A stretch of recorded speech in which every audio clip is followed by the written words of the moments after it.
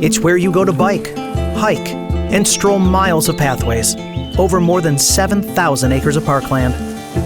A place to go explore rivers and fish their bountiful waters. Natural places to go marvel at magnificent wildlife while you play outdoors and go wander charming communities. Find all this and more at Destination Downriver. Give it a go. Today's podcast is presented by MarketInsights.us, with the podcast on YouTube produced by the City of Taylor's Media Center. Thank you for the generous support of our community sponsor. When your destination is beyond downriver, let Martinson Family of Funeral Homes help you and your family. With locations in Trenton, Allen Park, Mabee, Rockwood, and Monroe, their staff is available 24/7 at 734-671-5400. For more information, visit martinson.com. Thank you to our team sponsor, Allegra, Marketing, Print, and Design. Let Allegra assist you with your print, mail, design, and signs. Located in Wyandotte, Michigan, or call 734-284-5330. Welcome to Destination Downriver. I'm your host, Karl Ziomek. As industry changes from old methods and projects into clean new ways of powering our economy, Downriver is moving beyond its Rust Belt roots. From new sustainable developments to breakthrough and green zone projects throughout the region, there's a lot changing. We are going to look at some of that progress today through the eyes of our three panelists. John Danci is the Director of DPW in Sumpter Township and the Treasurer of the Alliance of Downriver Watersheds. The alliance of 22 public agencies work together to conduct water monitoring, publish reports, and publications aiding in water quality and drainage improvements. Kevin Krause is the Director of Community Safety and Development for the City of Romulus. He's responsible for economic and community development, TIFA, DDA, community block grants, senior services, and more. And our last panelist is Scott Christie, President and partner of CMAC Transportation, a logistics company headquartered in Brownstown. 2 years ago, CMAC purchased and put into service Michigan's first electric semi-tractor trailer vehicle. We'll return with John, Kevin, and Scott in just one moment. Okay, we're back with our three panelists. From left to right across your screen, we have Kevin Krause, who dominates the airwaves when it comes to us. How many times is this for you, Kevin? This is three. This is three. See, you are the designated guinea pig for your city, the city of Romulus. In the middle, we have John Danci, whose wife has been on. There you go. She is a popular figure on this program. And tell us about her foot. It's recovering? It's fully recovered, yeah. Fully recovered. So she's out running around all over the place. Everything but tennis. And who wins the tennis? I usually do. She gets frustrated. Oh, okay. All right. I heard it. Boy, oh boy, that sounds like my wife. Scary. Scott Christie on our right. How are you today, Scott? I'm doing great. Okay, fantastic.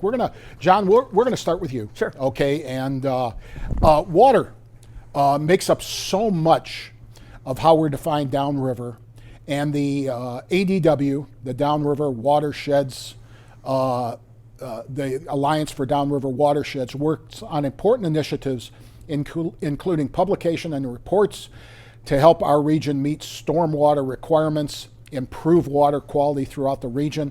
Can you give us an overview of what some of these programs are and what their ultimate goals are? Definitely. So the ADW is an organization made up of right around 22 downriver communities that all pay into the ADW in order to monitor our stormwater, monitor our creeks, our rivers. I've been with them almost 3 years now, and I've been very pleasantly surprised with how many individuals work together to try to test our streams, try to test where illicit discharges might be coming from, where we might have issues upstream, and try to just locate them, find out how to solve any of the issues that might be causing some of them. And It is. It's an organization you don't see as much publicly on the side of the road or in television commercials or recruiting, but it's an organization that's very important for just as we continue to develop downriver, to just be able to monitor, make sure we're doing things properly, make sure businesses are aware of different initiatives of protecting our streams and rivers. And then the other big thing I liked about the ADW especially is they do a decent amount of public education programming. So they send out calendars twice a year that have a lot of different photo contests and information as to parks downriver, wildlife refuges, any type of green initiatives or walkways, or trying to find ways to just make downriver nicer to go to, nicer to work at, nicer to be in. And I've been very surprised. There's a lot of individuals both at private companies and engineering firms and member communities that just care a lot about our stormwater and how to just protect it and make it a good place to. Do the individual cities do most of the testing, or is that done by outside contracted groups? Outside contractors. Okay. There's a couple engineering firms, and then there's a few individuals that I believe might be paid out of the ADW or the Huron River Watershed Council, similar organizations that put on waders and test streams and rivers pretty much all over the downriver area, and then kind of GIS and geolocate those specific areas and say, okay, we've done a lot of testing, we're having specific contaminants in this area versus that area. What type of businesses might be causing some of those issues? And then from there, we can kind of put in our resources into trying to locate where we might have water chemistry issues, because it makes a difference for both wildlife and theoretically any of that stormwater eventually gets turned into drinking water at some point that hopefully is healthy for all of us to drink. Which is always a huge concern. There's no doubt about that. Kevin, Romulus is one of the leaders with a range of community-based initiatives that are instigating kind of similar efforts, environmental and otherwise efforts across other downriver cities. Many of these are centered around embracing sustainable energy. Can you tell us how and why Romulus got so involved in solar and renewable energy projects? Yeah, Romulus sits in a, kind of a geographic, unique position with us being the host of the international airport with DTW.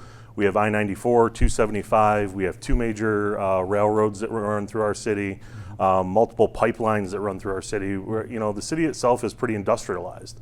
And what we've heard as we've continued to develop and be able to benefit from all of those different industries that are coming to the city of Romulus, we've also seen this balance that we've had to start looking at as far as sustainability and green initiatives, because as we make those developments, we also want to make sure the citizens have opportunities to have balance in there. And we started with, as the TIFA director, we started with our Romulus Athletic Center, and we looked at what we're doing over at that building. And it's a public-facing building. It's a regional gem. If you've never been there, please by all means stop by and see the facility. It's a great facility for the region. And we looked at the solar at that facility, and we started with just the lighting in general. And we worked with DTE and one of our private contractors with Jack LED, and they came in and they switched over all of our lights within the facility to LED lighting.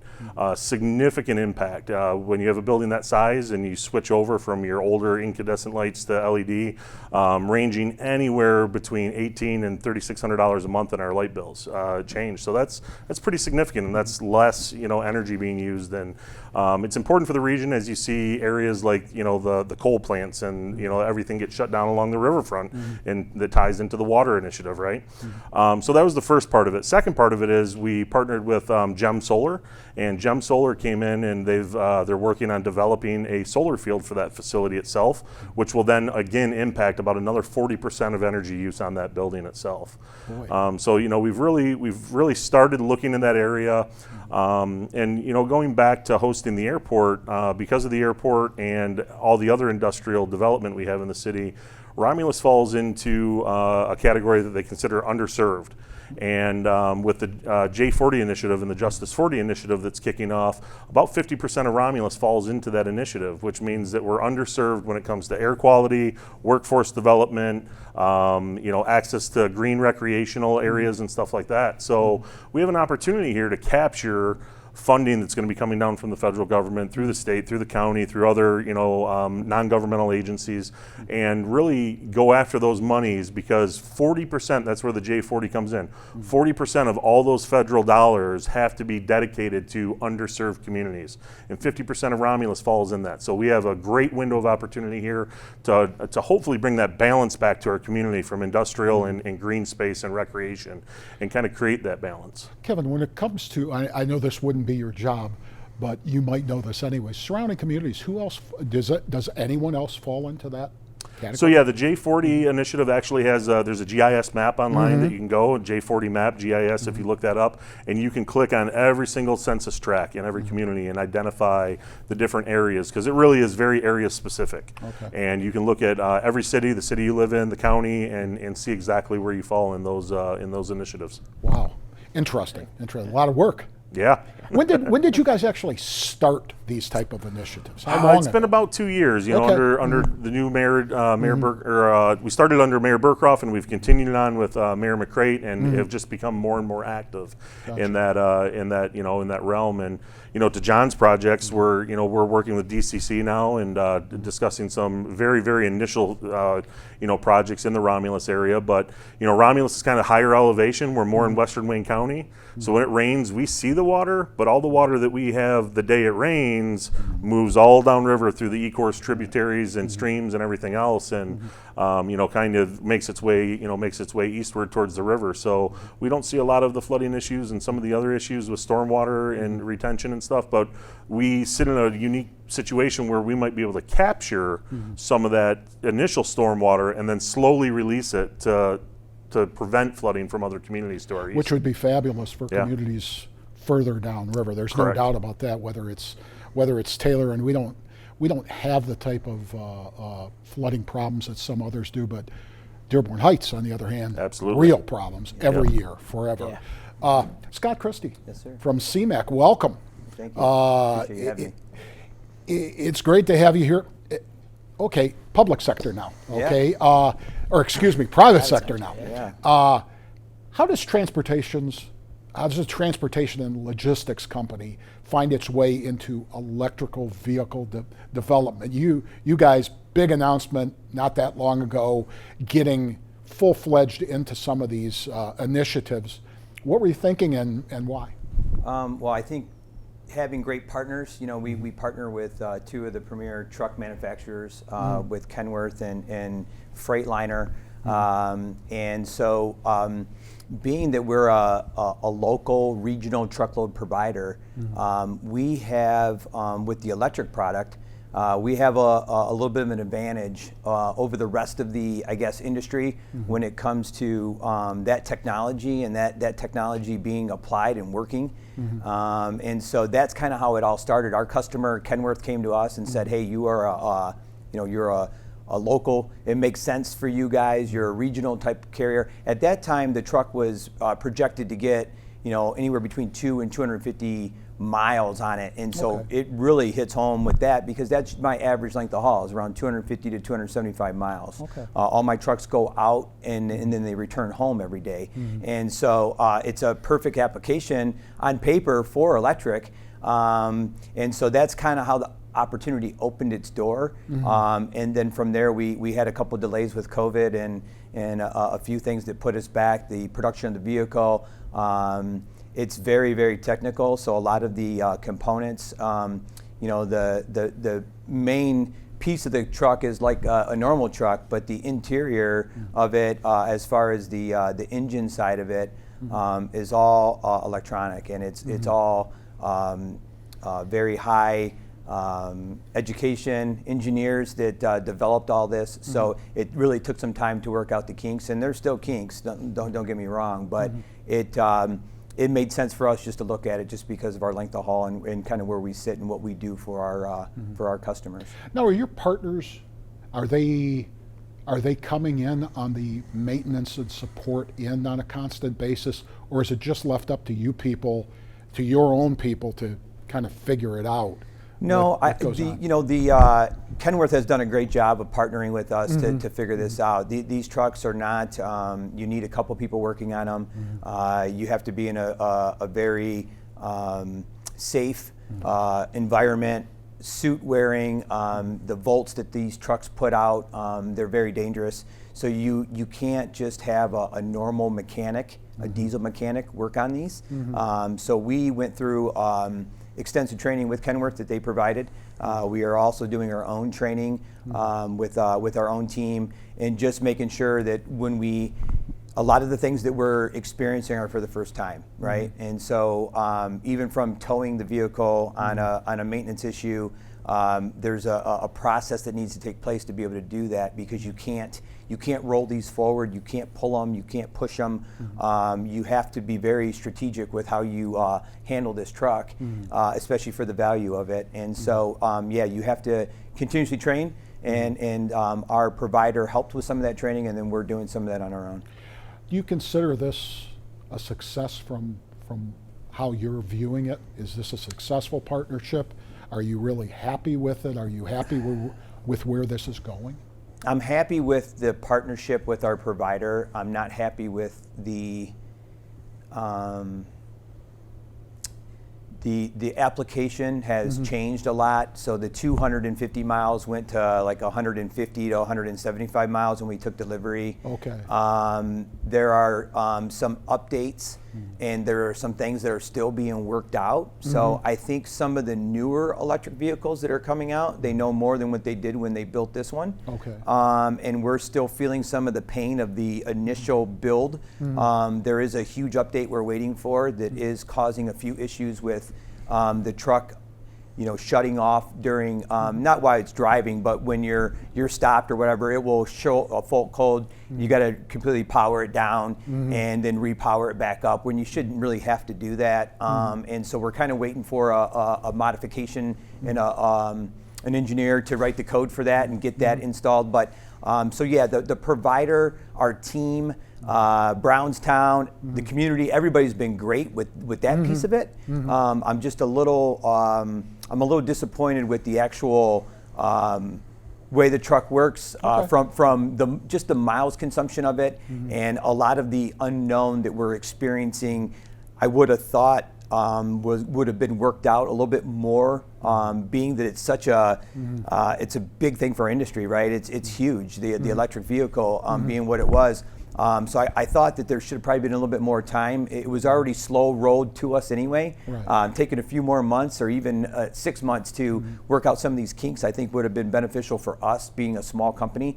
But yeah, I think it's a success. I think anytime you're part of the beginning of something, that always means something. And yeah, there is a cost to it, but I think that you don't know what you don't know. And I think when you want to be the best, in my drive every day to my team, and my push is to be the industry leader. My dad has built a great legacy for us that we have to continue on. So we want to be that pioneer. So being able to chase some of this stuff is great. Right. But I do think that we're still a long way away from being able to 100% go electric at any sector of our economy, from commercial vehicle to passenger vehicle. You're seeing some of that with the pullback now.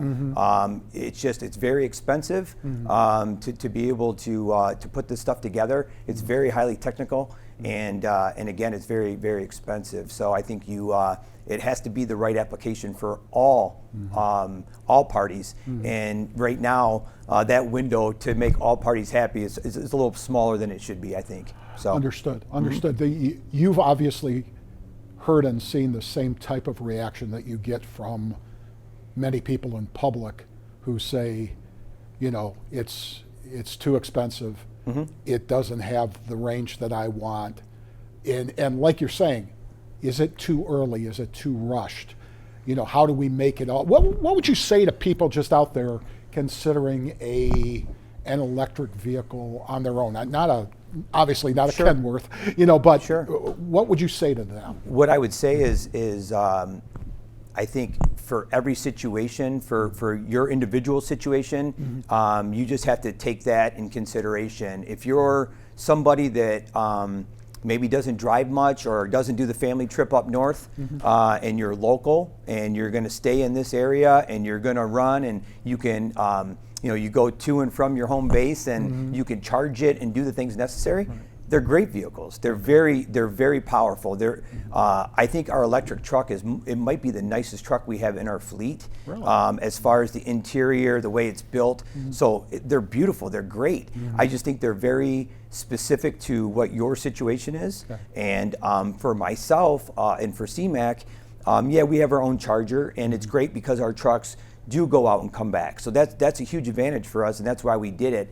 But it would be nice to have a little bit more of a drive time with it, and it would also be nice if I could charge it somewhere else than having to bring it back to Brownstown every time, because things happen.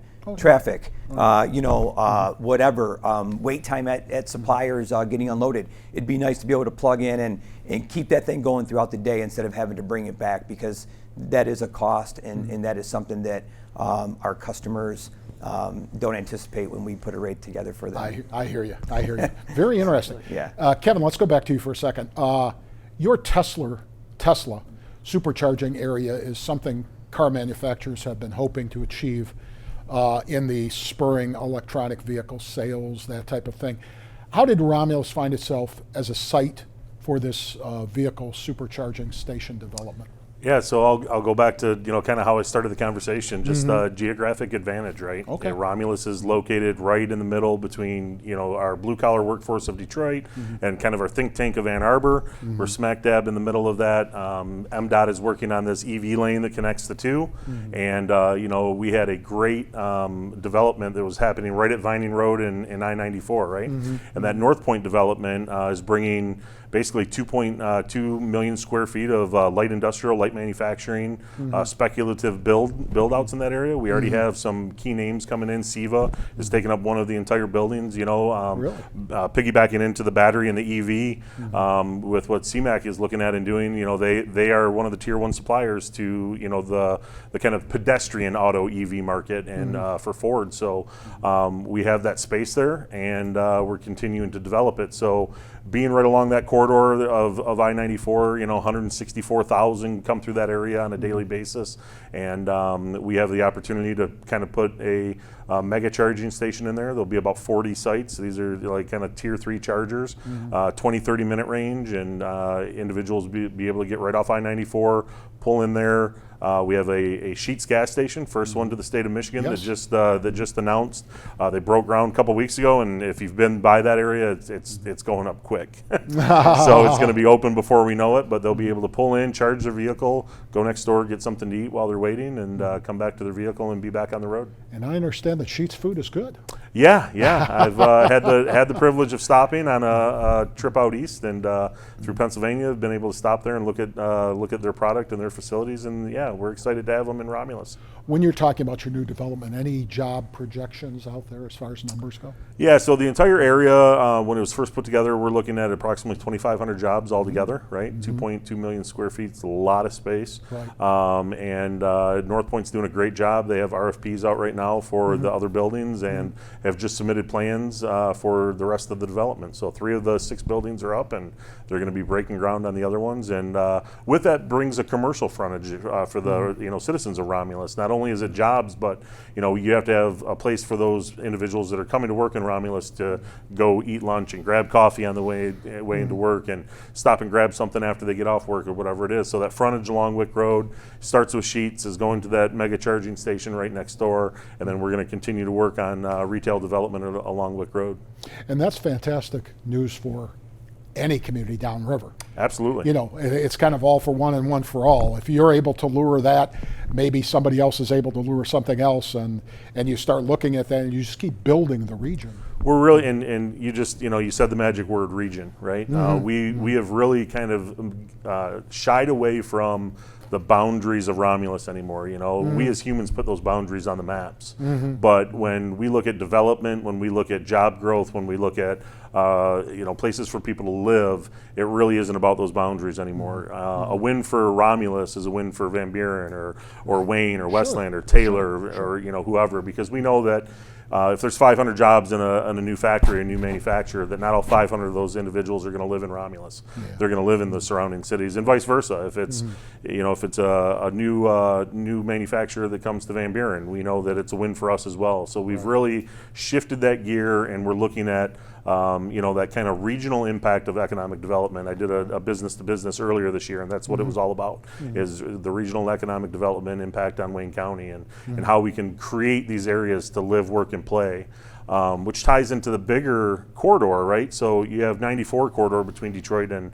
Ann Arbor, but as you're coming across 94, when you hit Inkster Road, you have E-course exit. And that E-course exit from 94, you can get off at E-course and you can kind of go straight across over to 275. It's a connector. And that is kind of that industrial corridor connector of Wayne County in that area. So, the city of Romulus, Taylor, Van Buren have all partnered together with Aerotropolis, and we've created an LDFA.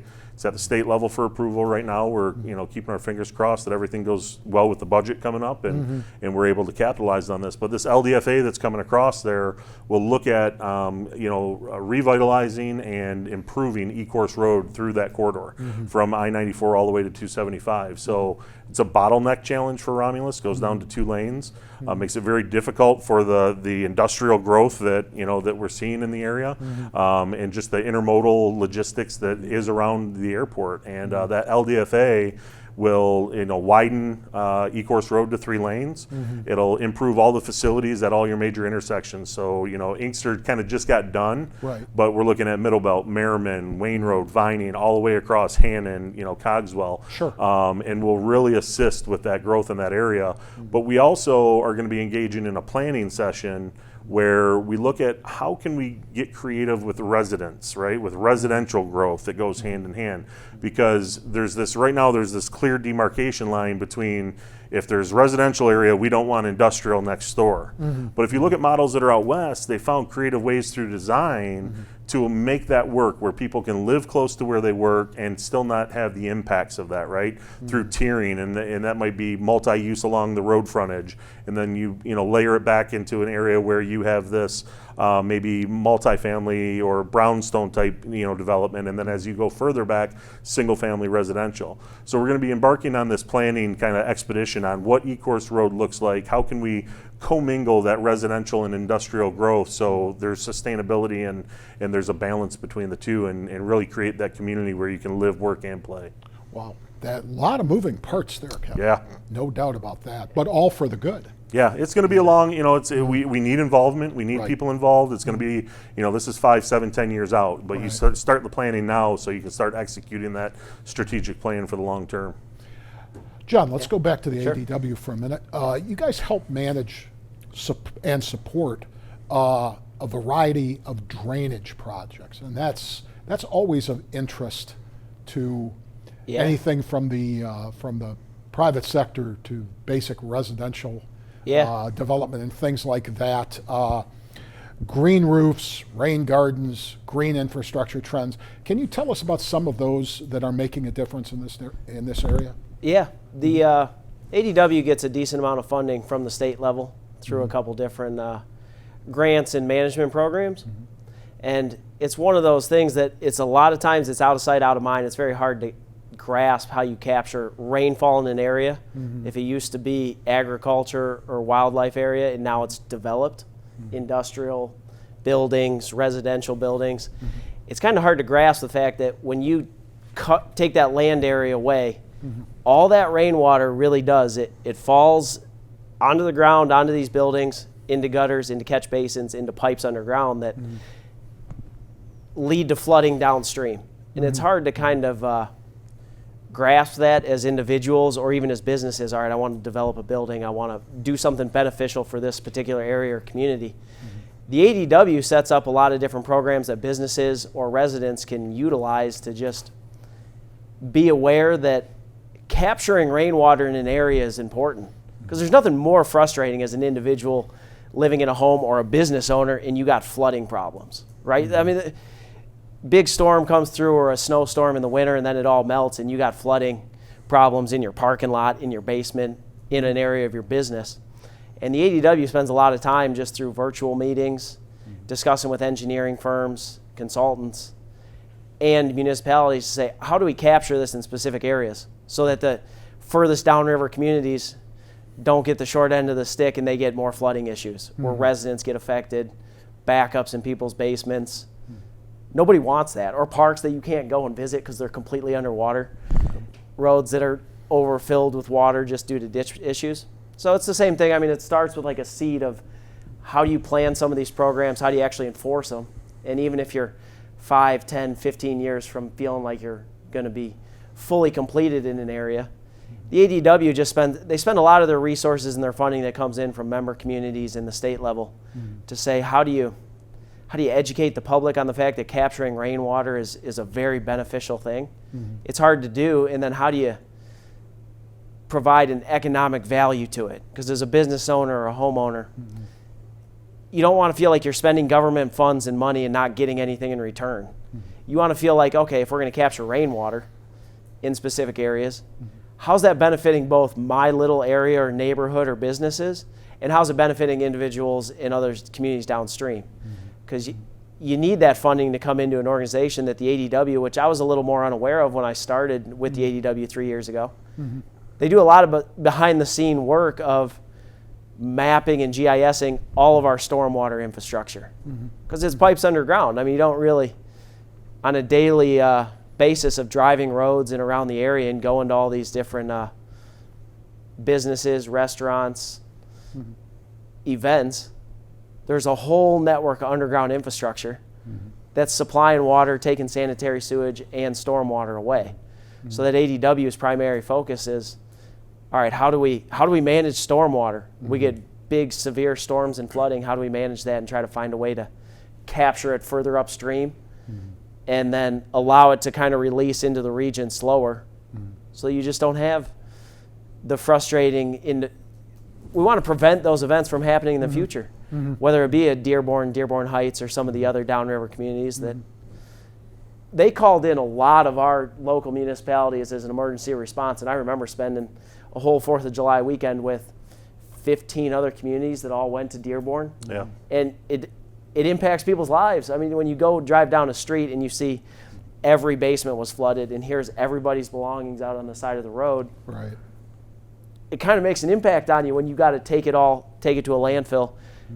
Okay, how do we manage that in the future to hopefully prevent that? And the only way to do that is through ADW initiatives that say, all right, let's at least work with businesses to make it cost effective for a business to put in some of these rain capturing infrastructure.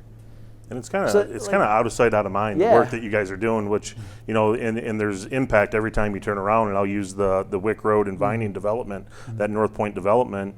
We have a unique situation over there. When it rains, there's part of Wick Road that floods out, and you've seen it before, from being from Romulus.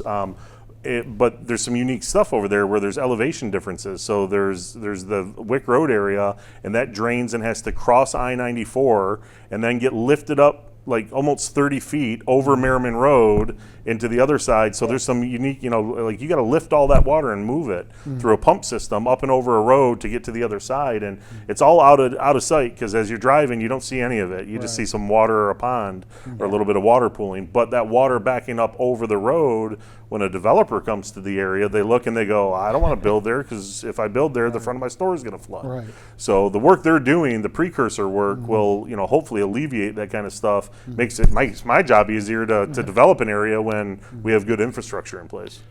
Both of you are public employees. Realistically, do we spend enough tax dollars in this area? I mean, it seems like, especially from a news management situation, which I do, it seems like we're having a 100-year rain every 5 years. Yeah. And we're getting that type of Dearborn activity. If it's not there, it's in Dearborn Heights. It's been in Wyandotte. It's been in Gibraltar. Of course, they're way downriver. But it's pretty obvious that some of these things are changing from a climate perspective, whatever, okay? Yeah. Do we really just have to grit our teeth and spend more money on infrastructure? I mean, is Yeah, that I think what it comes and down again to? goes back to the out of sight, out of mind, right? Like it's something that's there. We know it's there.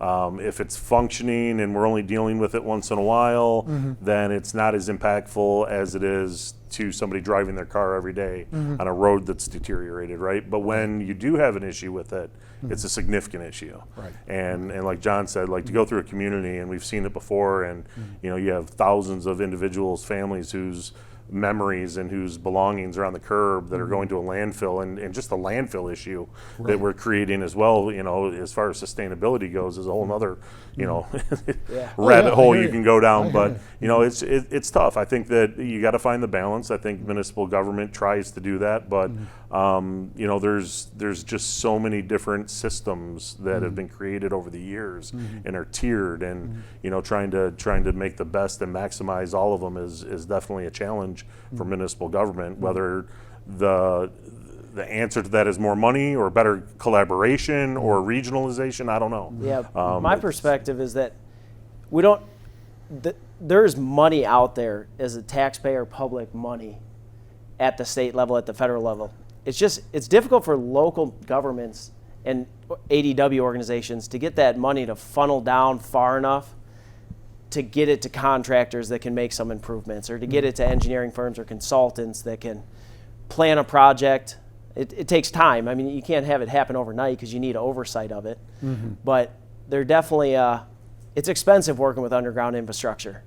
I mean, when we talk about how much it costs to redo roads, you just exponentially increase that when you go from working at grade level to 10, 12, 15 feet down. So I think there's enough money out there. It's just difficult to access, I think, at the local and regional level to say, these are projects we got to plan, engineer, complete to try to just alleviate flooding in an area. And I mean, that's just one of the goals of ADW, just through talking with individuals at local governments and different organizations that focus primarily on stormwater. How do you get some of that money into the system in such a way that we can kind of complete projects that would alleviate some of these? Because a lot of times when you're driving in an area or a region, hey, these ditches are full to the top and there's water over this road, I'm going to drive the other way, make it out of sight, out of mind. But the ADW and government is kind of designed to say, okay, how do we actually address this issue to prevent it from happening over and over and over again? And I think the education though helps too, because as a business owner that has built buildings, and I'm building more, we dedicate a lot of our land to, you know, water retention. And so, you know, you guys say, you know, out of sight, out of mind. I see it every day when I pull in the back of my facility, and I got this big hole back there for water retention, two of them actually, 2 ponds, that we had to put in to manage some of the water, you know. And we have a Van Cliff drain that runs through our property, so we got to manage that a little bit. But these guys are right, I think, with the education and letting some of us business owners, because again, when we first found out about it, I'll be honest with you, we never built a building before, especially to the size. And when you lose 1.5 acres of land on a 23-acre project to water retention, you're like, really? Are we going to get that much water ever? You know, and some people do, obviously. Some people don't. My point being is that we're like, wow, that seems like an awful lot. And you see all of these different retentions as you look at these business developments. And but again, that's just for that site and for that area. That doesn't take in consideration. So, you know, again, the more education I think to everybody, the better off we are, and especially to the business owner, because again, you do get a little bit of a eye-opening experience when you plan out how much acreage you got to chuck out just to basically manage the water in the area. So, at the end of the day, again, from a private sector perspective, how difficult is it to balance your financial sheet against some of the things you're just mentioning? You know, I'm required to do this, but geez, that pond never fills up. Sure. You know, it's empty, but I'm required. You know, it's just like invasive species, the same thing. How does that? It's a challenge. I mean, obviously it's a challenge. There's really not much you can do about it. I think you just kind of build that into your cost model, and it's kind of part of the doing business piece, you know. But I think it's again, as you develop bigger properties, there's more and more land that needs to be pushed towards the water retention. And I think that just that piece of education, getting that out there in front, I think it's not going to help the business owner at the end of the day, because you still got to pay for it. You're still going to feel like you lost some space there. But at the end of the day, it's necessary. And if it's necessary for the area, then you got to kind of be a good neighbor and do what's right. So. From a lot of the initiatives that CMAC is taking, do you see others in the industry following your lead? We hope so. Okay. I think some of that is our competitive advantage too. Mm-hmm. So I hope it's a copycat. I think our world's a copycat world. Those that are doing it well, everybody's trying to figure out how they're doing it. So I think we hope that we're changing some things and changing some people's opinions on how you look at things. But we also hope that they don't do it too rapidly, so we don't lose some of our market share. But I think that you mentioned the SEVAs and you mentioned some of these large companies. SEVA is one of my customers, and even though they're a competitor, they're also a customer. And in our business, as you talk about the municipalities working together, the same thing's happening in our industry as well. We're all kind of comparing notes. We're all building buildings. We're all kind of keeping an eye on, hey, water retention, water management, cost, infrastructure, concrete versus asphalt, everything. What type of fire suppression do you put in and all that? So especially with some of the electric vehicles and the batteries, you needing the right fire suppression to deal with some of those problems that, again, are unknown. We don't know what's going to happen. We just know they're going to happen, and we all have to be ready to be able to mitigate that. So, but yeah, I think it's obviously it's a challenge. Because you want people to follow, you want people to take your lead, but you also too want to be the leader, and you want to be the industry leader in driving some of that. So yeah, I think it's a balance, but we hope they're doing the right things, right? I mean, I think that a lot of us, again, it's easy to look the other way to make a dollar, and I think that that catches up to you long term. I think if you address it up front, you're educated, some of those boundaries or those hurdles are going to be there. You address it up front. You work with your partners and your municipalities you work with, and you get through it, and together you prosper, right? Yeah. I think that's a fantastic place to sum it up. Scott Christie, John Danci, Kevin Krause, thank you very much for coming in. Great discussion. Thanks for having us. Yeah. All righty. Yeah, thank you. That was a great discussion. It's not easy to transform our environment. It's never one issue that makes a difference. Many issues drive the blight to bright transition.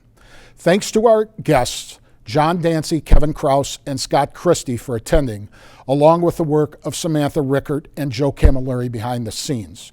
For Destination Downriver, I'm Karl Ziomek signing off until next month. We'll see you then. Thank you again to our sponsors, Martinson Family of Funeral Homes and Allegra Marketing, with a special thanks to our production partners here at the new Taylor Media Center. Thanks for listening and watching. Please visit our website, destinationdownriver.com, or our Facebook page, and be sure to join us for next month's podcast.